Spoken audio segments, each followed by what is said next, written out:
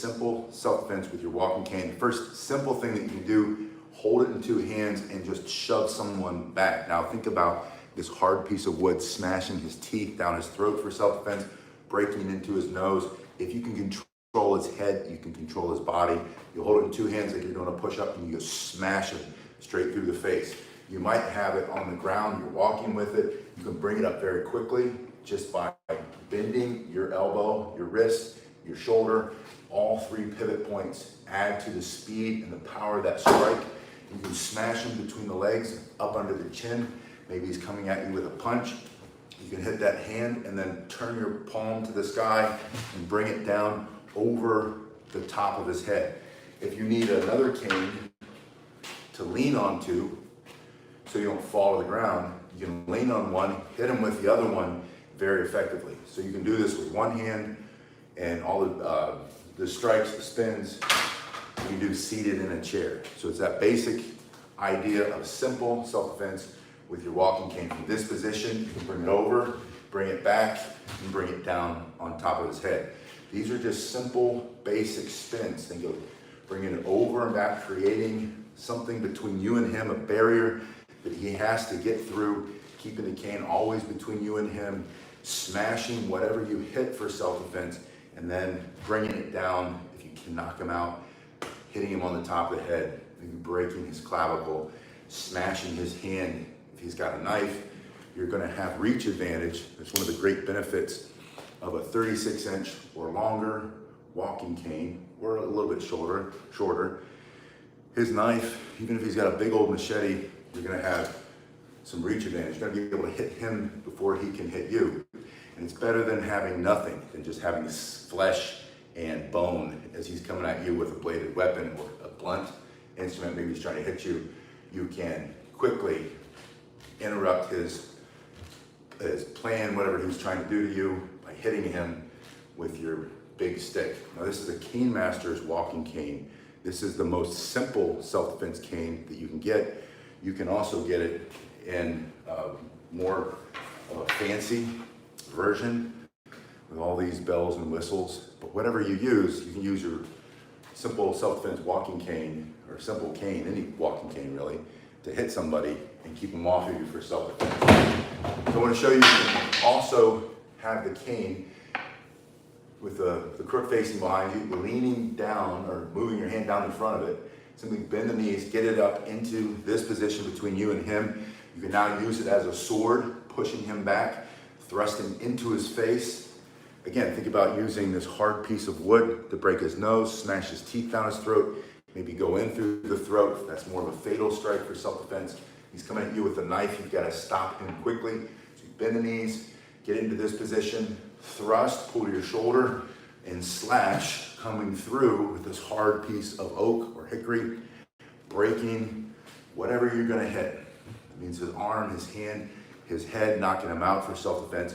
Coming off of the same shoulder, this is your right hand, come through the right, come to the opposite shoulder, coming to the other side. It's important that you don't make it a wide shot. Always fight from behind your stick. Keep the stick between you and him. So you have these diagonal strikes. You can bring it in a horizontal strike, hitting the head, hitting the arm, hitting the ribs, the waist, hitting that thigh, smashing his knee, coming across and then coming back on the other side. So from this position, bend the knees, get the other hand up, thrust, angular strikes, horizontal strikes, and coming straight down, vertical strikes over the top of his head, knocking him out. Turn off his operating system. You don't have to worry about the knife that he might be carrying. So from this position, you can practice it. You should practice in both hands. Other hand comes up, your hand slides down. The other way you can do that is by picking it up and allowing it to slide through your hand. Thrusting first, diagonal strikes down. You can also do those diagonal strikes up. This comes from more of a Filipino style, like arnis, kali, salat, bend the knees, eskrima, thrust, angle down, angle up, horizontal and vertical. You don't have to hit him with the pattern, but you should practice the pattern so that when you need it, you naturally know how to strike him in any range of motion. And the more you practice, the faster your strikes, the more powerful, the more accurate they'll become, the less likely it is that he's going to be able to take that out of your hand while you're smashing him, moving him back, keeping him off of you for self-defense. We want to keep it simple. There are things that you can do where you twist him up and you lock his arm up behind his back and you catch his arm and you twist it, or you come in and you grab his neck and you pull him down and you twist him around and come up between his. You can learn all that. That stuff's great, but I want to keep it simple. Alita, good to see you. It's good to see everybody here this morning. Turning the crook back, facing out. I'm going to give you a bunch of simple things you can practice today. Crook faces him. We brought it up between his legs. We smashed him on his head. We brought it across and back and down.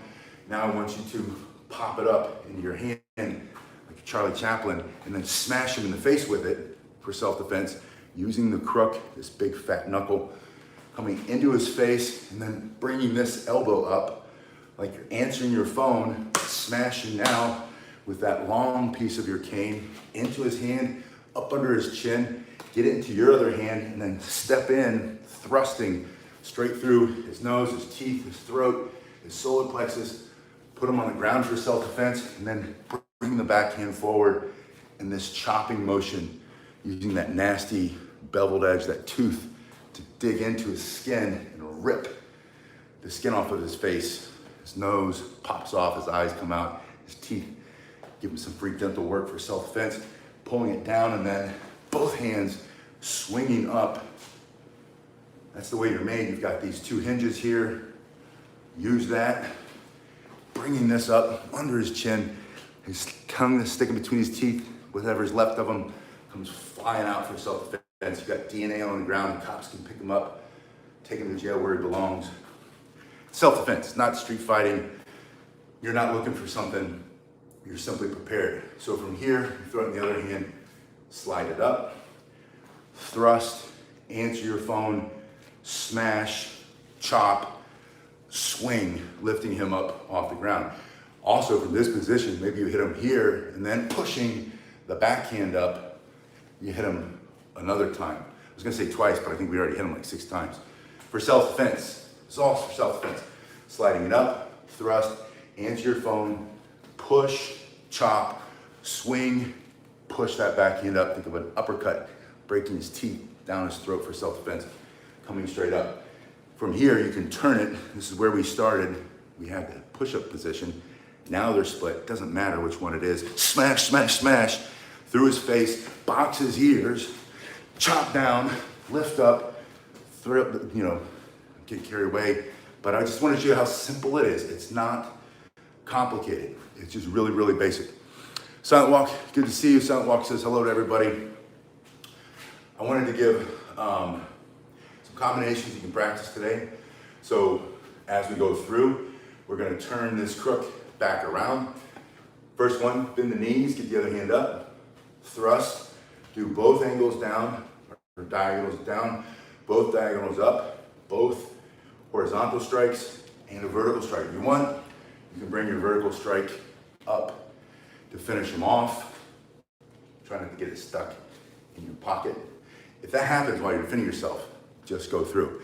Yeah, Silent Walk says my favorite cane. I love the basic Cane Masters Dojo cane, the self-defense cane. I also like my other Cane Masters canes, the ones that are on the floor now that I dropped. But I just like the way this feels. It's really effective. The other ones are more effective in breaking bones and crushing flesh and all that. But this is just such a great, nearly indestructible, as long as you keep it oiled up, practice cane. And I think he raised the prices a little bit because everything costs so much more. So I can't really blame him. This used to be less than 50 bucks. Now I think it's less than 60, maybe less than 70. You're gonna hold this for such a long time. You're gonna keep this for such a long time. So once again, from this position, bend the knees, thrust, diagonal down, diagonal up, horizontal, horizontal, vertical.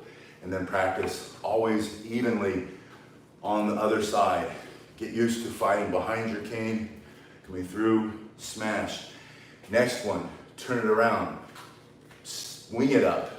This can be extremely fast and it's a fast, deceptive strike. You can catch them off guard, hit him here, turn it down, up, palm faces the sky, slapping down, come across, come back, come down over his head. You can bring it up at an angle, down at an angle, through, back, and over, but practice it over and over again so that it comes out of you naturally when you need it for self-defense.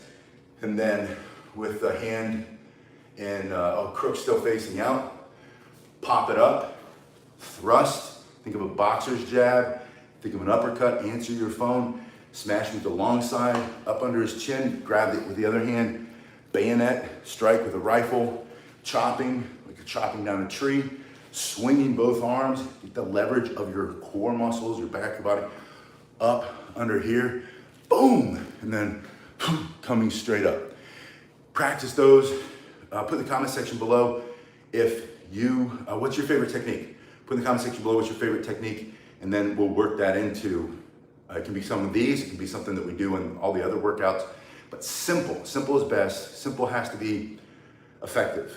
If you can't stop someone with your walking cane for self-defense, as a self-defense tool, it's no good. It's just another silly, fancy concept, an idea. But if you can see the basic reality that it's a stick with a hook on the end and a, not sharpened, but a beveled point that can do some real damage for self-defense, then it's very effective. So put in the comment section what's your favorite simple, effective, powerful, close with and destroy, violence of action, stop the fight quickly, self-defense technique using your self-defense walking cane or any walking cane or walking stick. And I will see you guys in a little bit. Thank you very much. Gotta get to work.